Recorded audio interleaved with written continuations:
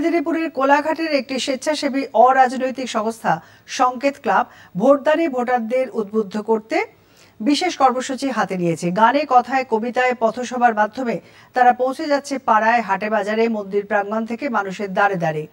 অবাধ ও শান্তিপূর্ণ ভোটদানের বার্তা এবং বিশ্বের মধ্যে বৃহত্তম গণতান্ত্রিক দেশে সরকার গঠনের গুরুত্ব তুলে ধরছেন সদস্যরা।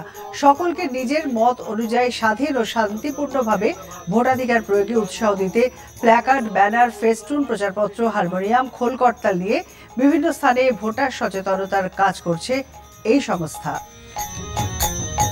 সারা দেশে চলছে অষ্টাদশ লোকসভা নির্বাচন।